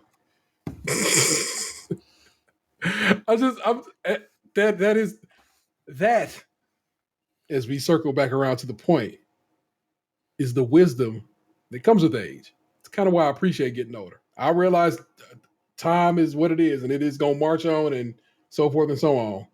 But I also like not for once, but finally, I guess, feeling like I got some good sense. I was always told I didn't have good sense, you know what I'm saying, about folk and my mama and so forth. And I kind of feel like at this point in my life, I got good sense. I got good enough sense to know when it's worth my while or when it's not. And I feel okay about that. Oh, random. But, and I'm not trying to put show business on the show. This is random. It has nothing to do with anything else. But I noticed one of our local meteorologists was talking about how she was going to be on somebody's podcast. And I said to her, to get you on all I had to do is ask you to be on my podcast. You be down? She said, sure, just let me know. So at some point we might have a meteorologist on the show. So get them questions ready, because I know we was talking about meteorologists one day, and I feel like that's a good line of question to discuss. Like, how'd you go to school for this? What's going on here? What do they teach you? Was this the lady that you sent us a video of her telling us about how the fish in Lake Erie died? No, not her, but another one from the same channel. Okay. So, I don't know who this other one is, but all right. Yeah. And who was the lady talking about? Who's the lady? What? No, go ahead. I was gonna say I couldn't tell you the last time I watched the local news, so I don't know who any of these people are anymore. Like, I know we still got like Ramona Robinson and shit kicking on or whatever, but like, you know, they're close to being put out to pasture from what I understand. But you know, I'm not hip to the new crop. Yeah. One, I don't watch the news anymore either. Two, who was the lady talking about? I don't look fat in my about the red pants. I'm like, I didn't just see. That's the lady I was just talking about. That's the lady who told us about Lake Erie getting doing this flip. So but not her. I'm about to say I need to see these red pants. Yeah, like after you sent us that shit, I went looking through her Twitter images today, and I saw like the goth emo high school pictures of her going to a concert. And then I saw the pictures of her at Blossom for the Jonas Brothers concert yesterday or whatever. Yeah. I saw some pictures of her at an AEW show. So she likes wrestling, apparently. So that's why I was like, is this the person? I mean, there's some common ground here. How this works is if I can get the one, I can probably almost certain get you the second one. So as them two seem pretty tight. So that's okay. Only if they don't listen to our show first. Yeah. Be like, we need the dirt. Is Kenny Crumpton really an asshole? Nope, different channel. But who knows? I can tell you right now, Anthony thinks Kenny an asshole, and he knows it from experience. So yeah, fuck Kenny Crumpton. But that's how we roll, people. Let's keep this motherfucking moving. And as always, we head to the mean streets of Reddit, and I pull a selection of Emma assholes that I pulled probably moments before we started talking tonight. So, are they going to be worth our while? Let's find out. Man, did you see the Am I the Asshole Twitter account was having kind of like an identity crisis the other day? Existential crisis about because I went and checked it tonight to see if they had anything up, and I saw that, and I was like, oh, for corn's sake, this cannot. I know. I was like, man, pass the mantle, man, pass the sticks. Yeah, this needs to go on. You can't just be like, oh, I don't want to do this anymore. Like, it needs to live. Yeah, especially because, like, I mean, you're one of my sources. I come to you when I need it, whatever. Otherwise, I'm just doing all the work. I'm not good. I'm okay at this, but I'm not as good as that account is. So, I know, like, if you take the time and build something up and it becomes popular, like, you maybe get lost in the success of everything. Yeah. But I also feel like sometimes when you build up something that becomes uber popular, you almost have an obligation to make sure that it lives on beyond you. Whether that means like you pass the ownership to somebody else, you know, or whatever. Like, and it could be hard to give up your baby, you know. Yes, that again is why people sometimes will be like, "Oh, you ever consider having somebody else edit your show?" And I'm like, I let Vanessa edit a show, and Box almost quit the show off of that shit. I've never let anybody else edit the show since. That's how this has worked. That's why I edit this show. Was that the one where people were cutting out like my sentences and shit?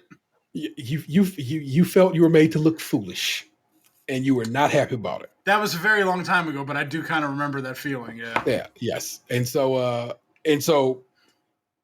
I don't even let the woman who taught me how to edit the show, because it's my baby. I'm precious as fuck about it. I really am. And so I understand that. I understand being precious about your babies. Now, yeah, and I meant more of like, if you were wanting to retire, I hear you. Yeah. Like the one Twitter account I follow for this Cavs forum I used to frequent all the time. Yeah. He decided like to sell the forums and let somebody else run it now. Yeah. Like I follow his personal Twitter page, but like the main account, like for the forums, somebody else owns it now. Yeah. I mean, hey, and if somebody can take it over and it don't become a cesspool, of the internet, that's nice, Shit goes down, man. You go inside. I used to go to the Gaming Age forums. Gaming Age used to be a site that people I fuck with in the gaming industry started and founded, and then they became NeoGAF, the Neo Gaming Age forums, and like somewhere about 3, 4, 5 years ago at this point, it's been a while. Gamer Gators and people of all sorts of ilks took that site over, and everybody was like, "Can't fuck with this." Okay. And then one of the dudes who owned it got me too'd, and people was like, "All right, we can't fuck with this at all." So I feel like the word Neo got a lot of run in the video game world back in the early 2000s. Yeah. So everybody packed it in and left, and a whole new game forum was started, reset era, because there was a reset of the gaming forum, gaming age forums, and it's nice. It's a much more mellow room. Although sometimes it gets look, man, I'm a very left-leaning dude, and I'm not trying. I know we're supposed to be getting the am of the ass, so give me a second. I'll get you there. I'm a very left-leaning dude. But sometimes there's motherfuckers who are real left-leaning, and I'm just not on that level, baby. I get it. I probably should be worried about how the cobalt that is put in my electronics is mine. But it's not really something I'm overly concerned about because I don't know what I can do about it. Basically, at that point, you telling me don't enjoy anything because cobalt is mine shittily. Well, you're supposed to grow your own food. Am I supposed to grow my own cobalt? That's what's hot in the streets. No, you're supposed to use hemp. It's a salve. You should rub it. I've been thinking about getting a composting bin. Yeah, I mean that's good. That makes yourself some good dirt for planting this shit like that. That's fine.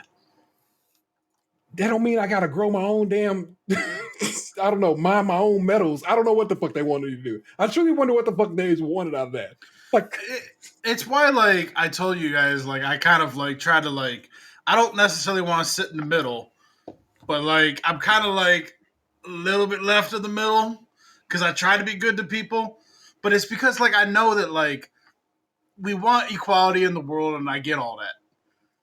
But the way the world runs, there's going to be people that are like up higher than other people, and other people are going to suffer to make other people. It's just like that's just the balance of the world, and like some people just don't want to like admit it, And I guess like the hopeful people are the ones that are going to help push the world to a better place, I guess.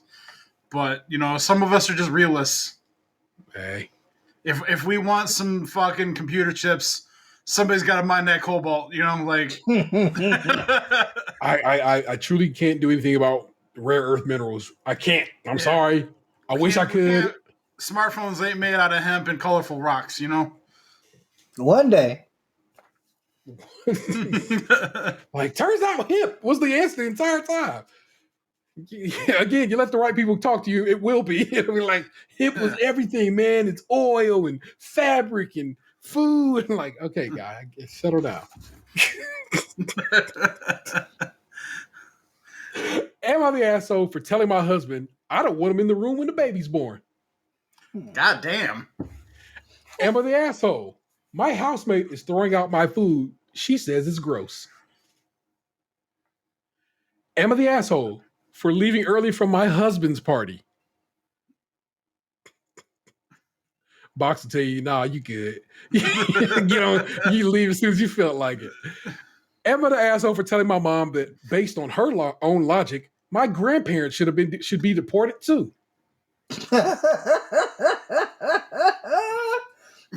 Am I the asshole for being mad that my in-laws ate my wedding cake while we were out of town for our honeymoon?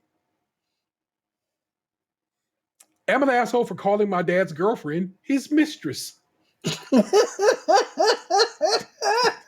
That's a good one. Am I the asshole for lying about a pregnancy? Oh. Am I the asshole for refusing to speak with my in-laws after my wife's burial? Man, you picked a lot of fucking bangers tonight. I was concerned I had not, but thank you for that. Last one. Am I the asshole for calling out my wife's friend? Or my friend's wife? Forgive me, we'll flip that. My friend's wife. I don't know, man. Like, I feel like you could pick any of these, and I'm down. Like, so many of these titles were just kind of like jumping off the page, you know? All right. Let's see. Which one made Aunt laugh? We'll go with one of those. Housemate throwing out food. She says it's gross. Out of the room when a baby's born. I do like that one. Leaving party early. Grandparents should be deported. That was the one where he laughed, yeah. Ate my cake on the honeymoon. Dad's girl. We'll do that. We'll do grandparents and girlfriend mistress. Yeah, I like that. That's the one. That's the one right there. So let's start with, am I the asshole for telling my mom that based on her own logic, my grandparents should be deported too? Not in the U.S. For a bit of context, my grandparents immigrated from Europe to Latin America. They've been here for almost 50 years. My mom was born and raised here. Recently, there's been a massive influx of immigrants in our country. My mother has very awful opinions about the situation. It says things like, unless they can pay, they shouldn't be allowed into our country, or those kind of people shouldn't receive government aid, etc. We were at my grandparents' house today, and my mom started on one of her rants again. I got fed up because she does not realize how hypocritical she sounds. Anyway, I said to her that based on her own logic, my grandparents should be deported too, since they are also immigrants. I also told her that if she's so anti-aid from the government, we should take out my grandma from any social aid program. They both receive quite a bit of money from those. She got mad at me and screamed at me, and my dad is also furious at me, more because mom is mad, not because of what I said. Ironically, the only people that are on my side are my grandpas. They found what I said to be funny. Oh, shit. I should have asked first if you think this one was an asshole, but now you've heard it. Yeah, I always thought that I thought that she wasn't an asshole. I thought it was funny because it's always the younger generation that has to set the older generation straight for some things. Yeah. Yeah, to me, this feels like a case of like the parents forgetting their history or where their family comes from. Not the asshole. Hypocrites always get mad when they get caught on their hypocrisy. Hell, your own grandparents seem to agree with you even. That's one take. This another person says, my ex's parents were the same. Said they immigrated when it was all still a good thing to do. So they are good immigrants. So they are good immigrants, and all the new ones are bad. Sometimes I wonder if these people can hear themselves. My grandma was the same. Not racist, but very anti-immigration. Complaining about foreigners everywhere and taking all the jobs. She didn't like it when I'd point out that she immigrated to the United States from Ireland in her 20s. Of course, in her next breath, she would talk about the lovely Chinese lady who knew her order at the Chinese food takeaway she went to. Jesus Christ. Let's see. Trying to see anything. Not the asshole. Your mom is mad because you gave her an argument that caused cognitive dissonance. She literally can't process her beliefs in your argument. Things like this are ridiculously commonplace nowadays. I am sorry you have to deal with it. Well, basically, I don't see anybody trying to ride out against this chick. So, a person, I assume it was a woman. Did she even say? Did they even say? No, there's no anything that says woman at all. I made an assumption and I apologize. All right, the other one. Am I the asshole for calling my dad's girlfriend his mistress? My mom died of a brain aneurysm 2 years ago. She was 39 at the time. She and dad, damn, she put his name out there, but I guess I will too. It's here. Ben, 42, male, were no longer together before she died because dad had an affair with his work colleague, Amanda, 37, female. Gotta be careful with them work wives and work husbands. They were getting a divorce, but my mom died before it was finalized. I was 18 when mom died, and to be honest, I resented my dad because of the heartache he caused my mother, and I blamed him for her death. After mom's funeral, I refused to talk to him until recently he contacted me, and we started to reconnect. He and Amanda are still together, and I have started to accept the relationship because I know how happy my father is with her. Last month, my dad informed me that he and Amanda had gotten engaged, and he wanted to let me know before he shared the news with everyone. I told him I'm happy for them. Last week they had an engagement party where they invited some of our relatives and friends. During the toast, Dad said something like, "I just can't wait to marry the perfect woman. I thank God for giving me the love of my life after all those years that I wasted with someone else." Oh, what a butt munch. I walked out of the room after hearing what my father said. He basically considered his marriage to my late mother a waste of his time. It broke my heart, and I wanted to leave right away. But Dad's friend, my godfather, and Amanda followed me. Amanda said that my dad wants me to give a message, but I told her I can't do that and I need to go as I feel sick. My godfather tried to convince me to stay and say a few words. I got tired of holding my anger in, and I just said, I have no good words to say about my cheating father and his mistress. I need to go. Amanda got angry with me and called me an asshole, and I need to get over the past. I didn't even say anything and just left them behind. I was with my boyfriend who picked me up, and when my dad called and said he was furious with me, apparently what I said had made Amanda cry, and he's now demanding an apology. He also accused me of ruining his engagement party. I told him I could have made a scene, but I didn't, and there's no way I'm apologizing for stating facts. Am I the asshole? Did I overreact and ruin their party? My boyfriend said he understands how I feel, but my grandparents, dad's side, are disappointed with me for overreacting and calling Amanda a mistress. Is this person an asshole? It's tough because I can understand where her anger is coming from, but I also feel like she's letting it drag her down to a level that maybe she doesn't need to go to. Well, she had been kind of cool. They had been making amends and getting along. It's when this motherfucker go up on stage and say, "I wasted my time with this woman who died." There's a way you can say that. Hey, I fully feel like the dad's an asshole. Okay. Good. And that's why I understand. I said I understand where her anger is coming from. Like, I feel like she's justified in how she feels. It's kind of like what we were talking about before this, where it's like attacking this woman's character. Where's it going to get you in the end? You know? Is she attacking her character? I mean, she was the mistress. I didn't say it wasn't factual. Fair enough. By the definition of the word, it fits. You know? Yeah. So this word. No, go. I don't know, man. Like, I'm not hating on her for doing what she did. Yeah. You know. Yeah. I think the Dark Man X said, "It's a difference between doing wrong and being wrong, and that ain't right."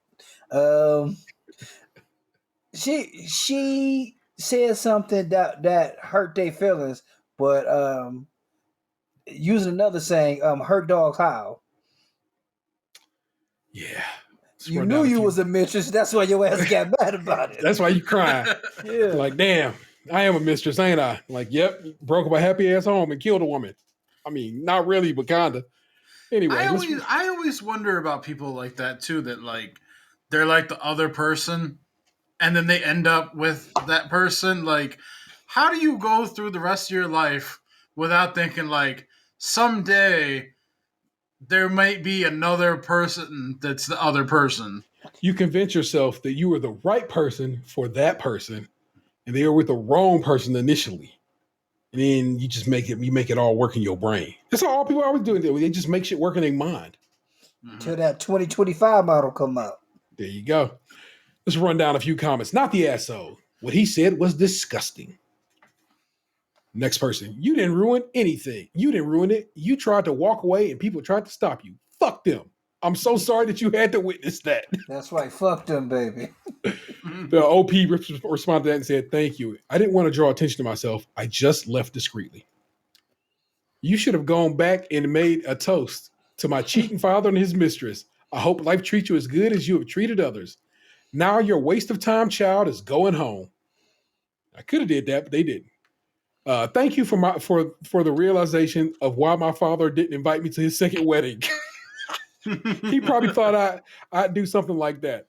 I'm now sitting here grinning like hell. I wouldn't have done it. Would have been unfair to my stepmom. She didn't actually know that he was still married when they first met. And she deserved better than him. All right, fair enough. And she still married him? Your stepmom has very poor judgment. It's making me think of like the player haters ball from Chappelle's show. Hey. I hope the bad things in life happen to you and nobody only else but you. Oh my God. Let's see. Oh, she did. He was very good at being utterly charming and talking his way out of things until he had someone where he wanted them. Then he turned into an asshole. So he's on wife number 3 now? From what I hear, most guys like that aren't happy once they catch whoever they were after. When a man marries his mistress, he creates a job opening. This keeps going. Oh, we got a glow in the dark box. So we always got to try to hit those because that means people have really thought this person done said something, done spoke a word. So, or even better, to my cheating father, I hope one day you look back fondly at your relationship with Amanda as you've done with my mother. Excuse me, my dead mother. And to his dear mistress Amanda, may you have a long and happy life as my mother did. And then just let that hang there for a bit and see if everyone got the joke before raising the glass and saying, here's to 2 more years, Amanda. Oh.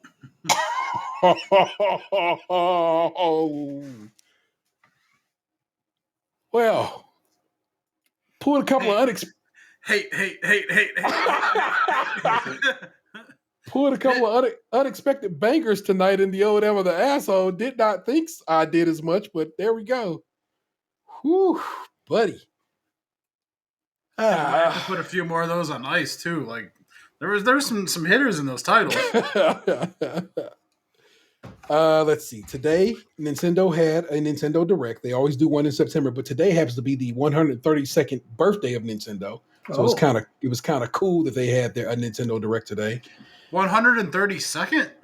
Yes. What the fuck were they making back in the day? Like tic-tac-toe boards and shit? Hanafuda cards. What the fuck is that? It's a Japanese card game. Let me tell you something. Nintendo is one of the companies. It was basically until recently, Nintendo was run by 2 members of the same family. And then that other dude hired his son-in-law to run the company. And he unfortunately passed away from cancer some years back, Iwata. And now some other dude runs it. But that company has been run by like basically 3 people all from the same family, and now it's not being run by the same family. But I wouldn't doubt if they have some say over matters still. So yeah, we don't play when it comes to Nintendo is one of the companies that, again, has been around for a very long time. They made Hanafuda cards, and then they made toys, and then they made video games. They still kind of make toys now to this day. And they kind of still treat their video games as toys, which is why a lot of people are like, I don't fuck with Nintendo. They for the kids. It's like, I don't like Ted Lasso neither. But at that Direct today, a couple of things got announced that made me so fucking excited and hype and happy. One, they announced the cast of the Super Mario Bros. Movie that they've been working on with Illumination, which is the people who make the Despicable Me movies and a lot of other movies you've seen. There's a French animation house, and they've made a ton of cartoons and stuff, Secret Life of Pets and so forth and so on.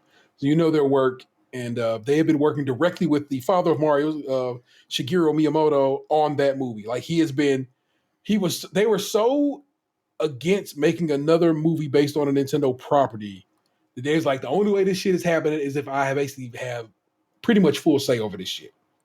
And so that's what Miyamoto basically has been up to for the last few years. And that movie does not drop until Christmas of next year. December 21st, they gave a specific date, as a matter of fact. But they announced the cast, and I think I like the cast announcement. Some people have been bitching about the cast announcement, but I think it's pretty sweet. Mario is Chris Pratt, and Luigi is Charlie Day from Always Sunny. And I love Charlie Day. Seth Rogen is Donkey Kong, which I'm pretty like, fuck yeah. Jack Black is Bowser. I kind of feel like I would want Jack Black to play Donkey Kong. Interesting. Everybody else has been saying they wanted Jack Black to play Mario. I kind of think a Captain Lou Albano would be better as Mario. God rest. The person who's playing Peach looks so much like Princess Peach. It's a bit uncomfortable and off-putting. At least the picture they showed of her, I'm like, God damn, that bitch is Princess Peach. The girl, the young lady from the Queen's Gambit. Oh, that Vanessa told me she was from something. I didn't know that she said that chess movie, and I'm like, sure thing, lady. That's hilarious. Yeah, baby, that chess movie. I didn't watch that shit. So they also announced Castlevania Advance Collection, which takes the games from the Game Boy Advance Castlevania games, which are all bangers. Puts them in one collection along with Dracula X, which was one of the Super Nintendo Castlevania games, all in one neat little collection for $20. But this particular announcement was my shit. There's a game on the Super Nintendo that I absolutely fucking love called ActRaiser. And ActRaiser was a cool ass game where it was basically a two-tier system of gameplay.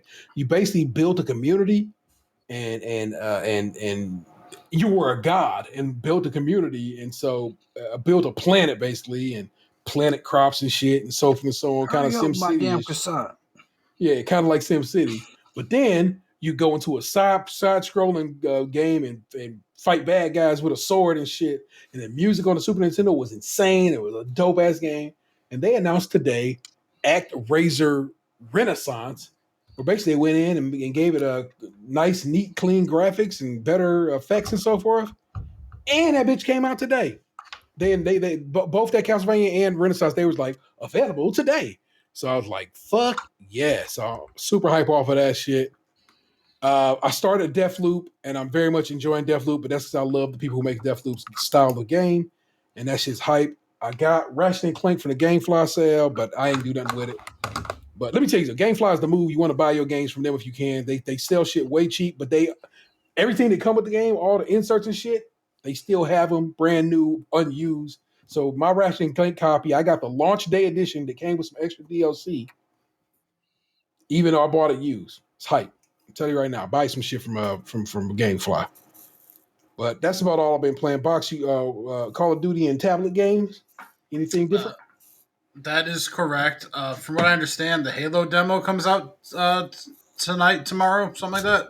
Yes, but you had to be a Halo insider to get access to it.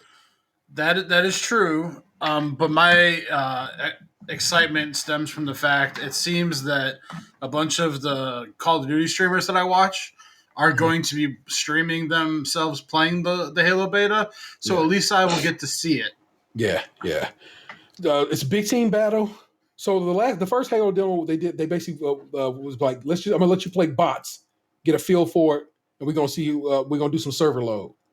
This is big team battle, and another mode, and basically full PvP. So they want to start doing full server loads and see that way when the game comes out, they can kind of have an idea what they need to do on the server side to have a game that runs out the box, as opposed to having to be like servers went down and piss off people that for a game that has to basically come out and hit it out the park. So I'm very excited for Halo myself. And you ain't been able to play anything? Nope. I understand. Yes, Subway Surfers. I fuck that you are getting down with the Subway Surfers, man. So I dig it. So that's what's up in the realm of our, we try to give y'all a little video game newsery as it is. Going forward, I told the fellas about it before we got recorded. I am going to be on the Cadillac from Mars podcast. My man Chalpy. I'm going to be his third chair on that show. It comes out once a month. Always comes out on the first.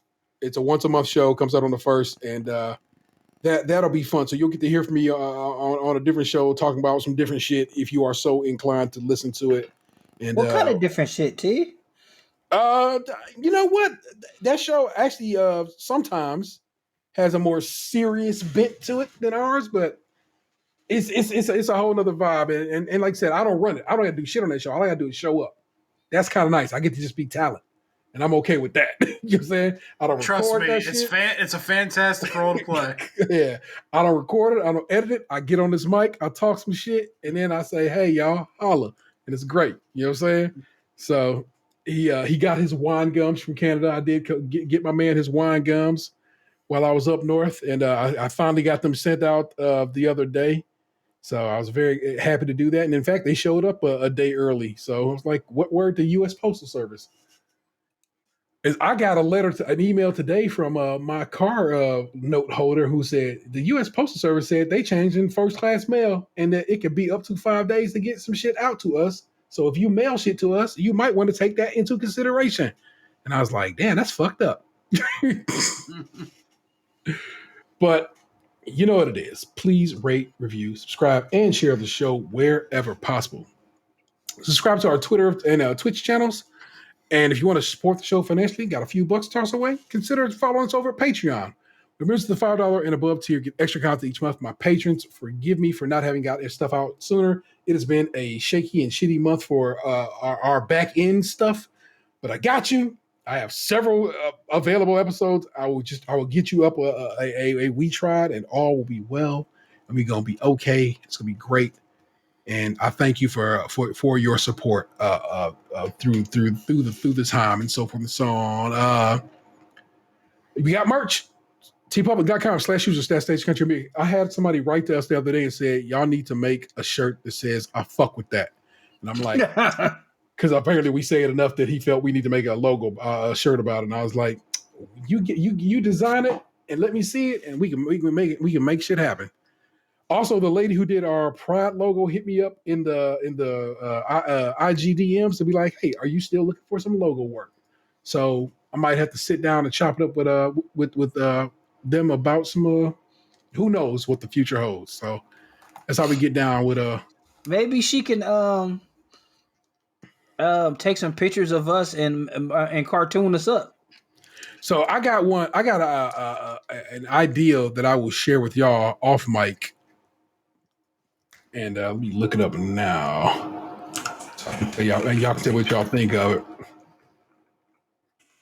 But yeah, I happen to have an idea for a logo, a logo treatment that I want to pass by y'all and see what y'all think. Okay. But let's see. Anything else in the realm of? Oh yeah, we got an email address, and it is shit at stagecrunchy.com if you want, or just old school. Email. And write to us. I actually am jumping over to the email right now to check just in case. And I don't see anything. We got a bunch of stuff from Patreon about so forth, policy and like that. Also, we can nominate our business for a Twitter professional profile. Why would I do that? Apparently, people are very much impressed with Anthony's title, Porn Angle Drones. Several times today, I got told by people how much they like that title, including by Anthony's very own partner, who was like, "That's a great title." And I'm like, "That's your man who did that." So there you go. And I thought the show art was fantastic. Well, thank you, man. I literally thought about it, and I was like, "Oh, I know what I want to do," and sure as shit, the ability to do it came together. And I was like, "Right on." I had to hijack that little pictogram in the corner. They sell them somewhere, and I was like, I'm not buying this. And so basically, I like just hijacked the link, but it's not an actual link to the image. It's a link to some other shit. But I got to open up on my phone and then just screenshot it. So there you go, people. If you want to know how the fucking sausage is made. Also, feel free to give us a call, 216-302-8763. It's 216-302-8-POD. We'd certainly love to hear from you. That's Tatum 216. Yes. That's Lunchbox 2099.